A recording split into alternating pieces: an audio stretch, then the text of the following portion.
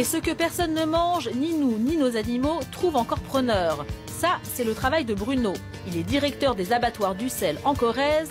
Une fois les morceaux consommables vendus, il trie le reste. Vous voyez ces boyaux qui vont être utilisés pour faire des cordages des guitares, des violons ou autres. Voilà une des autres utilisations qu'on peut faire avec le porc. Encore une autre utilisation avec les oreilles, voilà, qu'on destine à la fabrication de produits cosmétiques, des masques pour les cheveux, des crèmes visage. Vous voyez, c'est ce qu'on appelle le gras, hein, c'est du gras, vous voyez. Hein.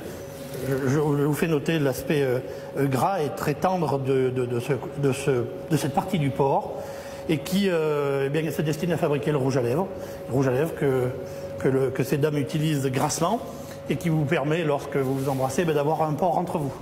Aujourd'hui, c'est justement du gras que Bruno doit livrer à un laboratoire cosmétique. Nous n'avons pas été autorisés à filmer cette étape de la transformation du porc, mais dans cette pharmacie, la propriétaire nous confirme qu'on trouve bien du gras de porc dans les rouges à lèvres.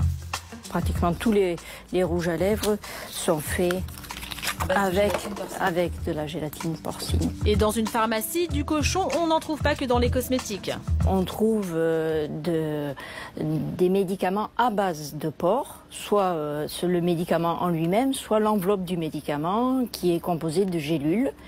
Chaque fois, comme vous pouvez le constater, on a cette pellicule est faite à base de gélatine.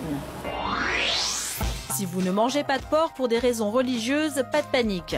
Gabriel Elfassi est rabbin en banlieue parisienne. Il est très clair, quelle que soit la religion, quand il s'agit d'un médicament, il n'y a aucune interdiction. Toute religion qui se respecte se doit de soigner ses malades.